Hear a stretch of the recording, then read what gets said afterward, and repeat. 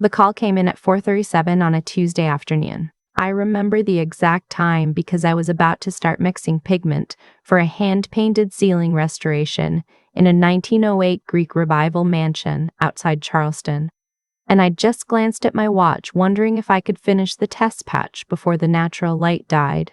I'm a decorative finishes specialist. Gold leaf, plaster medallions, hand-painted murals, the kind of work that takes weeks and pays well because almost nobody knows how to do it anymore. I was 3 weeks into a 6-week contract, living in a rented carriage house, and I hadn't been home to Vermont in over a month. My phone buzzed against the drop cloth. The name on the screen made my stomach drop before I'd even processed why. Eleanor Whitcomb.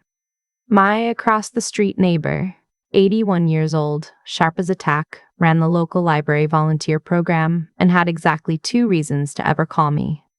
Her husband was in hospice, and we'd agreed she'd call if anything happened to him, because I'd promised to come back for the funeral. The other reason was if my house was actively on fire. I climbed down off my work platform with paint still on my hands and stepped out onto the side porch. "Eleanor? Is it Walter?" There was a pause. Then she said very carefully, "Honey, I'm not calling about Walter. Walter's the same. I'm calling because there are 3 men in a U-Haul truck at your house, and they've been loading furniture into it for about an hour. And I waved at your father when he came out on the porch and he pretended he didn't see me. I stood there on the carriage house porch holding the phone. I could hear bees in the wisteria. I could hear my own heart beating in my ears. My father is at my house? He's directing them. There's a real estate sign on the lawn. It says, Sate. I thought you knew, Margot. I was going to mind my own business, but then I saw them carry out that big secretary desk, the one with the inlay you showed me, and I thought, no, she would not allow that. I sat down on the steps. My legs just gave out, and I sat down. The paint on my hands was still wet. Eleanor, can you take a picture without them seeing you? I already did, dear. From the upstairs window. I'll send it now. She hung up. 20 seconds later, my phone buzzed, and there it was. My yellow farmhouse with the slate roof I'd had restored last summer. The red front door I'd milk painted myself. A 26-foot U-Haul parked across the driveway I'd just regraded in April. And on the porch, holding a clipboard like a foreman, was my father. Wearing the navy fleece I'd given him for Christmas 2 years ago. Pointing at something inside the open front door. I want to be clear about what happened in my body in that moment, because people who haven't been through this don't understand it. I didn't cry. I didn't scream. I went absolutely still. Something cold poured down from the top of my skull all the way to my feet. And when it was done, I was a different person than I'd been 30 seconds earlier. The woman who'd been about to mix pigment was gone. What replaced her was somebody much more useful. I called 911 first. Not my mother, not my father, not my lawyer. 911. I called the police dispatch in my own county in Vermont, and I told them, in a voice I didn't recognize, that I was the registered owner of a property at 14 Pollard Hill Road, that I was currently in South Carolina on a documented work contract, that I had photographs of strangers and one identified individual removing items from my house without my consent, and that I wanted officers dispatched immediately for breaking and entering and grand larceny in progress. The dispatcher asked if I knew the identified individual. I said yes. I said it was my father, and that he did not have permission to be inside my house, and that any document he might present claiming otherwise was fraudulent.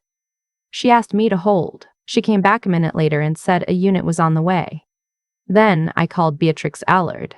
Beatrix is a real estate attorney in Burlington. Mid-50s, divorced, raises Bernese mountain dogs, and once won a property line dispute against a sitting state senator by reading him aloud from a 1937 deed at a town meeting until he agreed to settle. I'd hired her 3 years ago for something I'll get to in a minute, and she told me, if anything ever goes sideways, you call me first. Not your family. Not your friends. Me. She picked up on the second ring. Margot, what's wrong? My parents are selling my house right now. There's a SH sign in the yard. They're loading furniture into a truck. I'm in South Carolina. There was a half-second of silence. Then her voice went flat and fast, the way a surgeon's hands go steady. Are you alone? Are you safe? Yes. Walk me through it, quick. I told her about Eleanor's call. The photo. The truck. My father on the porch. She was typing while I talked. Okay, listen to me. Here's what's happening in the next 90 minutes. I'm filing a lis pendens against the property right now. Today. Electronically. With the county clerk. That puts a cloud on the title. No title insurance company in the United States will close on that property with active litigation pending. The sale freezes. Are you with me? Yes. Second. The revocation we filed in 2022. The power of attorney revocation. I have the certified copy in your file. They notarized it. We filed it with the county. We sent certified mail to both your parents and your brother. I have the green return receipts in my office. Your parents personally signed for them. Do you understand what that means? They knew. They knew. They knew, and they did it anyway. And they used a document they had received written notice was void. That is not a misunderstanding. That is forgery and the commission of a felony real estate transaction. We are not having a family conversation about this. We are having a criminal proceeding. I closed my eyes. I could still see my father on the porch pointing. Margot, she said, I need you to do one more thing. Don't call your parents. Don't text them. Don't reply if they call you. Anything you say to them right now becomes a problem for us later. They will try to get you on the phone to soften you up. They will use guilt and fear. Do not answer. Are we clear? Yes. I'm filing now. Drive home if you can. Don't fly. We need you with original documents in your possession. I'll meet you tomorrow morning at the county courthouse at 9. I hung up. I called my client at the Greek Revival, a wonderful black woman named Cordelia who restored antique textiles from museums. And I told her I had a family emergency and needed 2 days. She didn't ask questions. She told me to drive safe and call her when I knew more. Then I packed in 11 minutes. Toothbrush, laptop, phone charger, the blue accordion file I keep in my work van that has copies of every important document I own because my father is who he is, and I have known for a long time that the day might come. I started driving north at 5:23 p.m. I had about 1,000 miles to cover. I did not turn on music. I did not call anyone. I drove. You need to understand my brother to understand any of this. His name is Davis. He's 31, 3 years younger than me, and from the day he was born, my parents treated him like he was a visiting dignitary who had agreed to live in our house as a favor. My father is a retired municipal court judge in our small Vermont town, the kind of man who wears bow ties to barbecues and corrects strangers' grammar in restaurants. My mother taught high school English for 37 years and is, by any objective measure, one of the smartest people I have ever met, and she has used that intelligence almost exclusively to construct elaborate justifications for my brother's behavior. Davis was diagnosed with ADHD at 9, which was real and which I'm not going to make fun of, but it became the master key that unlocked every door for the rest of his life. He couldn't be expected to do chores. He couldn't be expected to maintain a GPA.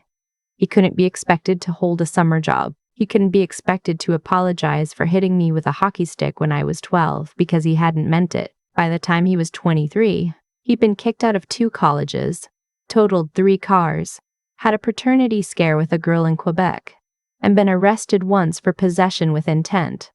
My father made the paternity thing go away. My mother made the arrest go away. Both of them made the schools go away. And every time, I was the one who heard about it at Thanksgiving when one of them would pull me aside and say, Margot, your brother is having a really hard time, and we need you to be supportive. Supportive meant not asking questions, not bringing it up, not being, as my mother liked to say, difficult about it. I left for college at 18, paid my own way through with scholarships and a job at a paint store, and I never lived under their roof again. I apprenticed under a Belgian master gilder named Henri, who treated me like a granddaughter and taught me everything he knew. I built my business slowly. I bought my farmhouse in 2018, when it was 3 steps from being condemned, and over the course of 5 years and most of my savings, I made it mine. New roof. New foundation work. Hand-painted wallpaper in the dining room that I designed and produced myself, a pantry I built with my own hands, using salvaged oak from a barn down the road. In 2022, my father called me and asked in his judge voice if I would sign a limited power of attorney so that he and my mother could handle anything that came up while I was on a 3-month restoration project in Italy. I asked what specifically might come up. He said vaguely, mail, packages, things at the house. I asked why he couldn't just call me if something came up. He said in a tone I knew very well, "Margot, are you really going to be difficult about this?" I signed it, and then, 3 weeks before I left for Italy, I caught Davis in my pantry. He'd come over while I was at work and used a key my mother had given him without my permission, and he was rifling through a drawer where I kept some of my grandmother's silver. He hadn't taken anything yet. He told me he was just looking and that I needed to chill out. I called Beatrix the next morning. I revoked the power of attorney in writing. We filed it with the county. We sent certified mail to my parents and to Davis. My mother signed for hers on a Wednesday. My father signed for his on a Friday. Davis's was signed for by my mother on his behalf, but she signed it and the receipt is in Beatrix's file. Then I went to Italy. And when I came home, I changed the locks, and I never told my parents I had done it, and I never gave them another key. That was 3 years ago. And in the 3 years since, my father had clearly decided that the revocation either didn't exist or didn't matter, because he never mentioned it again, and neither did my mother. And I decided that I would let them think whatever they wanted because I was tired of fighting, and I was not going to give them the satisfaction of a conversation. I was driving through Pennsylvania at 2 a.m. when my phone started ringing, my mother. I let it go to voicemail. She called 4 more times in the next hour. Then my father called. Then Davis called. I let all of them go to voicemail. Around 4 a.m., my father left a long message in his judge voice about how I was being childish and how I needed to call back immediately and how this was going to get a lot worse for me if I didn't. I deleted it without listening to the whole thing. At 6 a.m., I stopped at a gas station outside Scranton and bought a coffee and a banana, and I sat in my van and I opened my laptop. I had Davis's email password. He'd given it to me years ago to recover an account, and like an idiot, he'd never changed it. And like a not idiot, he'd never changed it. And like a not idiot, I had remembered it. I logged in. The inbox was a nightmare. Overdue notices, subscription receipts, a spam folder bigger than the inbox. But I searched for urgent and final and payment, and there it was. A thread of 17 emails from someone calling themselves Vega Capital LLC. The earliest was 8 months old. It started polite and got steadily less polite. The most recent, 3 days ago, said this: Davis, we are done waiting. The principal is now $127,400 with interest and fees. You have until Friday or we move to collection. You know what that means. We have your home address, your parents' address, and the address of the property in your sister's name. We will be visiting all 3. I sat in the gas station parking lot and read that email 4 times. The amount, the threat, the casual mention of my address. Then I searched my brother's sent folder for Margot and found something worse. It was an email from Davis to my father, sent 10 days ago. Dad, I talked to the buyer. He'll do $310K cash, as is, fast close. That's $200 over the debt with cash left over. Mom said Margot's POA is still good. You just have to use the old notary. She won't fight it. She's working in Charleston for another month, and she never picks up the phone when she's on a job anyway. By the time she finds out it'll be done, and then, scrolling down, my father's reply. She'll be upset for a while, but she's reasonable. She always comes around. Set it up. She always comes around. I sat in that gas station parking lot for a long time.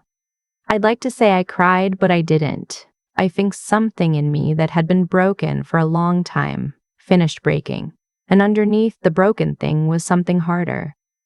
I got back on the road. I crossed into Vermont at 11:14 a.m. Beatrix was waiting for me at the county courthouse with a stack of paper an inch thick and a face like a Norse god going to war. The lis pendens had been filed at 6:17 p.m. the night before. The title company on the buyer's side had been notified at 8:02 p.m. The sale was dead. The wire was frozen. The deed had not been recorded, but the furniture was gone. The U-Haul had emptied my house in about 4 hours, and according to the police report I now had in my hand from the responding officer in my town, my father had presented what appeared to be a notarized power of attorney to the movers, and had directed them to take essentially the entire contents of the home.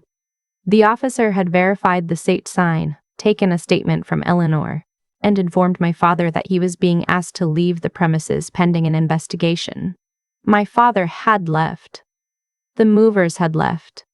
The keys had been taken from the lockbox. Beatrix walked me through what came next. The notary who notarized the closing documents was a woman named Rosalind Pike, and she was already in deep trouble because Beatrix had called her at 7 a.m. that morning and explained in her quiet courthouse voice that the power of attorney Ms. Pike had notarized had been formally revoked 3 years earlier, that the revocation had been filed publicly, and that Ms. Pike was now looking at a felony charge and the loss of her commission unless she was prepared to make a full statement about who had pressured her and what she had been told. Ms. Pike had agreed to come in that afternoon. The buyer was an LLC called Stoneham Equity Partners. Beatrix had already run it. The registered agent was a man named Ronan Volkov, with a Burlington address and a long, weird history of distressed property purchases at suspicious discounts. We didn't need a private investigator to guess what he was. I drove to my house at 1 p.m. The front door was locked. The new lockbox Beatrix had ordered installed that morning was on the railing. I let myself in. The smell was wrong. It smelled like men I didn't know. Cigarettes. Cheap cologne. The living room was empty. My grandmother's secretary desk was gone. The Persian rug I'd inherited from my mother's own mother was gone. The hand-built bookshelves I'd installed with their joiner pegs. Those they hadn't been able to move. But every book was gone. My kitchen had been stripped of small appliances. My bedroom was empty except for the bed frame, which was too heavy to move quickly. The mattress was gone. In my dining room, on the floor where my table had been, sat a paper plate with a half-eaten sandwich and an open can of beer. I stood in my dining room for about a minute. Then I went out to my van, got my phone, and started photographing everything. The plate. The beer. The empty rooms. The marks on the floor where the furniture had been dragged. The sawdust by the front door from a piece they'd had to disassemble. By 3 p.m. I had walked Eleanor through her statement with Beatrix on the porch, drinking iced tea, while Eleanor told us in precise detail what time the truck had arrived, what my father had been wearing, how many men had been with him, what kind of truck it was, and which way it had driven off. Eleanor had a notebook. Eleanor had written it all down. Of course, Eleanor had written it all down. At 4 p.m. my phone rang. It was my father. I looked at Beatrix. Beatrix said, "Speakerphone. Don't say anything you don't have to. Don't agree to anything." I picked up. "You need to come to the house," my father said. "Your mother is hysterical. Davis is in danger. Whatever stunt you're pulling, you need to undo it. The men he owes are real, Margot. They will hurt him. They might hurt all of us. Do you understand what you've done? What I've done? You filed something. The title company called us. The wire is gone. The buyer wants his deposit back. Margot, I need you to come over right now. We're going to figure this out as a family." I looked at Beatrix. Beatrix gave me a tiny nod. "I'll be there at 5, I said. "Margot, I'll be there at 5. I hung up. My parents' house is a federal-style colonial on the historic district side of town. White columns, boxwoods. A flag. When I pulled into the driveway at 5:02 p.m., there were 4 extra cars in addition to my parents. My aunt and uncle had driven up from Massachusetts. My godmother was there. My father's brother, who was an estate attorney in Albany and who had been the one to draft my parents' wills, was there. They had assembled a jury. I walked in without knocking. My mother was on the couch in the living room, makeup running, surrounded by women holding her hands. My father was standing by the fireplace. My uncle, the attorney, was sitting in the wingback chair like a senator. Davis was pacing by the window. His face was the color of skim milk. He hadn't shaved. He was wearing a watch I knew he bought himself with money he didn't have. They all looked at me when I walked in. Nobody said hello.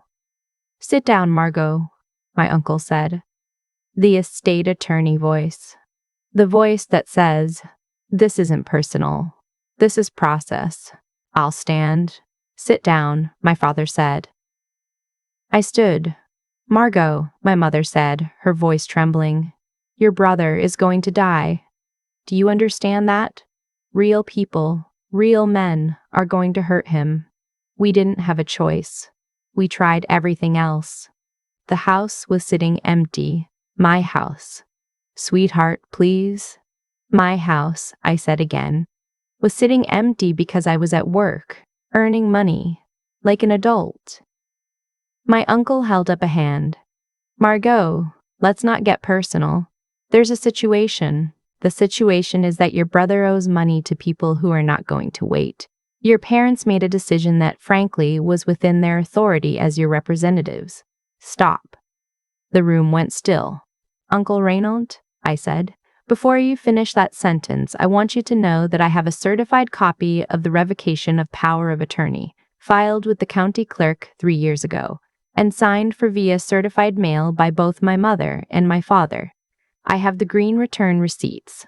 My attorney has the originals. The notary who notarized today's closing documents is meeting with my attorney tomorrow morning to give a statement about who pressured her.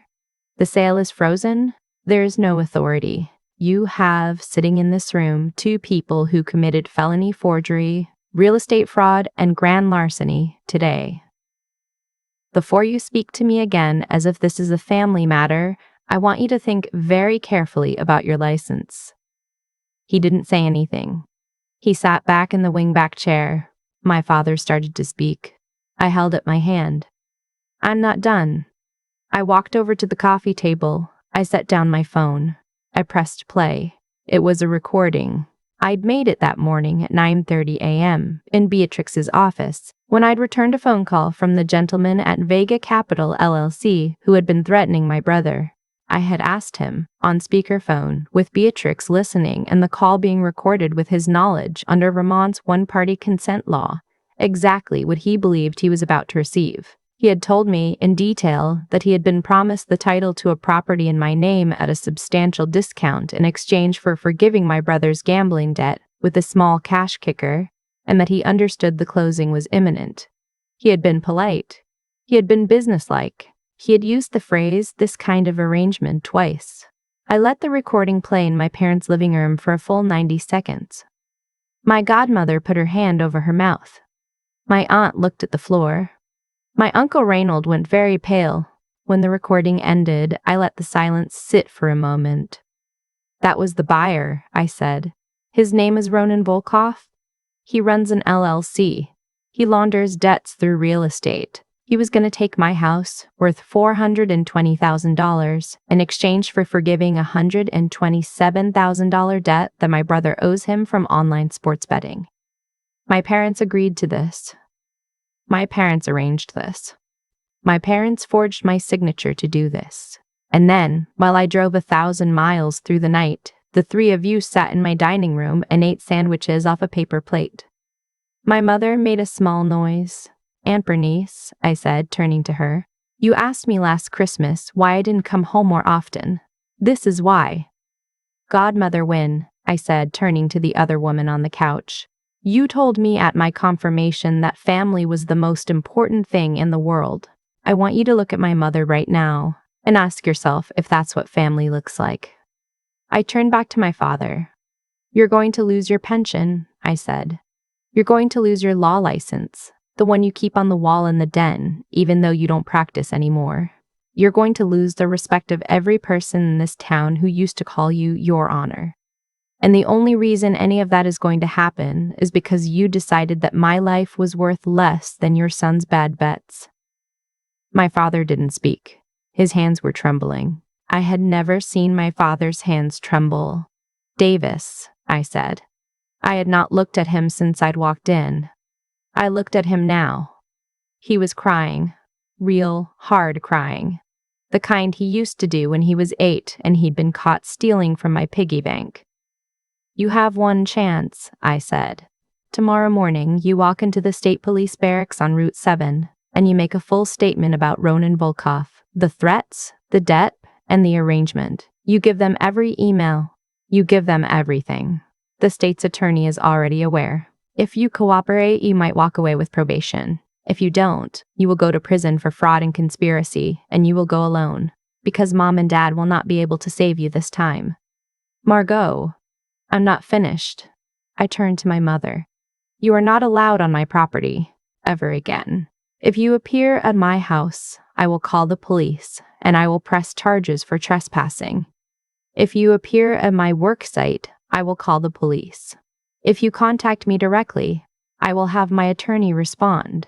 If you want to communicate with me, you can do so through Beatrix Allard's office. That is the only channel that exists between us now." She started to sob. My aunt put an arm around her. "Dad." He looked up. "You forged my signature. You walked into my house with a stranger's truck, and you took my grandmother's desk. You took the rug my grandmother gave my mother, and my mother never gave me. You took the books I've been collecting since I was 16 years old. You took the mattress off my bed. You took the food out of my pantry. You did this knowing the power of attorney was void, because you signed for the certified mail in 2022, and Beatrix has the green card. You did this because you decided I would, quote, come around, end quote. I let that hang. I'm not coming around." I picked up my phone. I looked at my Uncle Reynold one more time. "You will resign from advising my parents, today in writing, with a copy to my attorney, or I will file a complaint with the state bar tomorrow morning, and I will attach the email in which my brother explained the plan to my father, which you were copied on." I checked. He nodded once. I walked out. I didn't slam the door. I closed it gently. I walked across the lawn and got in my van, and I drove home. And when I got home, I sat on the floor of my empty living room, and I let myself shake for about 20 minutes. And then I got up and started measuring for the new floors I was going to put in, because the floors they dragged the furniture across were ruined, and I was going to make this house mine again with my own 2 hands, the way I always had. The rest happened the way Beatrix said it would. Rosalind Pike, the notary, gave a full statement. My father had personally driven to her office and told her the power of attorney was valid, that I was traveling and unreachable, and that the sale was being expedited because of a family emergency. She'd had a vague sense something was wrong, and she'd done it anyway because my father was a retired judge and people in our town don't say no to my father. She lost her commission. She agreed to testify. Davis turned himself in the next morning after my mother spent 6 hours weeping at him in the kitchen of their house. And my father finally said, in a voice none of them had heard before, "Son, you have to go." He cooperated fully. Vega Capital was already on the state attorney general's radar from 2 other cases, and Davis's testimony helped close the file on Ronan Volkov, who was charged with extortion and a long list of related crimes. Davis got probation, mandatory gambling rehab, and 3 years of restitution payments that he is, to my knowledge, actually making. I don't know for sure because we don't speak. My parents settled out of court. They paid my legal fees, replaced every item of value that had been removed from the house at full appraisal, paid for the floors to be redone, and paid me an additional sum that Beatrix and I had calculated as the value of my time and my emotional distress. It wiped out most of their savings. They had to sell the federal-style colonial about a year later and move into a small condo on the other side of town. My father resigned his bar association membership before they could discipline him. My uncle Reynold resigned as their attorney before I had to file the complaint, though I sent the bar a copy of the email anyway on principle. I have not spoken to my mother or my father in 2 years. They send cards on my birthday. I do not open them. Beatrix's office sends them back. My house is finished. It took me about 8 months to put it back together. New floors, the wide plank oak I'd always wanted but never let myself buy. A new dining table I built myself from a single slab of curly maple, which is harder than it sounds, and which I am proud of beyond any reasonable measure. The hand-painted wallpaper in the dining room I redid from scratch, and this time I changed the design, because the old one had been there when they were. I painted irises. My grandmother's name was Iris. Eleanor comes over for tea on Sundays. Her husband passed last spring. I went to the funeral. I sat with her in the front pew, and when her son flew in from Oregon, he hugged me and called me the one who looks out for Mom. And I cried in his shoulder for about a minute because no one had ever called me that before. I think about restoration a lot. The work I do is fundamentally about taking something that has been damaged or neglected or covered over with bad layers and finding what was true underneath and bringing it back. You can't bring it back if you don't first remove what doesn't belong. Sometimes that means stripping 100 years of paint off a piece of molding. Sometimes that means letting the people who claim to love you show you very clearly who they have always been, and then closing the door. My house is mine. My work is mine. My life is mine. My life is mine. That is what restoration looks like. I've thought a lot in the quieter years since about why my parents thought they could do what they did. And the answer I keep coming back to isn't complicated. They did it because I had let them get away with smaller versions of it for 34 years. Every time my mother had called me selfish for not lending Davis money, and I'd lent it anyway. Every time my father had used his judge voice on me and I backed down. Every time I'd swallowed a remark at the dinner table because I didn't want to be, as my mother said, difficult. I had been teaching them my whole life that the cost of taking something from me was lower than the cost of asking. So they stopped asking. What changed wasn't them. What changed was me. The night I signed the revocation in Beatrix's office in 2022, I didn't tell anyone. I didn't make a speech. I didn't post about it. I just did it, quietly, and I paid for it, and I put the paperwork in a blue accordion file in my work van, and I drove home and sanded a piece of molding for 3 hours because my hands needed something to do. I think that's the part nobody talks about when they tell these kinds of stories. The real work isn't the confrontation. The real work is the years before the confrontation.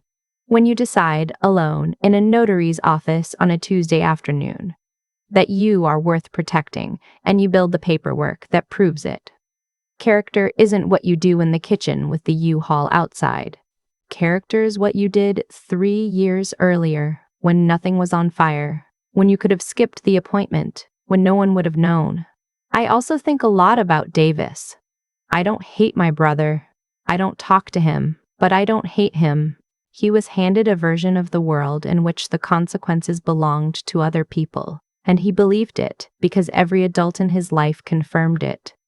The cruelest thing my parents did to him wasn't ignoring him, it was rescuing him. They taught him he couldn't survive his own choices, and then they were surprised when he proved them right. I hope rehab worked. I hope the restitution payments are teaching him something nobody else ever taught him, which is that the bill always arrives, and the person who pays it is the person who signed. The piece I want to pass on, if I can pass anything on, is this. Be kind, but document. Love your family, but read what you're signing. Forgive small things, but write down the big ones. The world has rewarded my softness exactly once, which was when it taught my parents that I would always come around. After that, my softness became a liability that almost cost me my home. Build the paperwork, make the revocation, hire the Beatrix, be the neighbor who keeps a notebook like Eleanor did. And when the day comes, and it will come for someone you know if it hasn't come for you, do not negotiate from a position of guilt. Negotiate from a position of having already done the work. I restored a house. But the real restoration was learning that the love I owed my family did not include letting them dismantle me.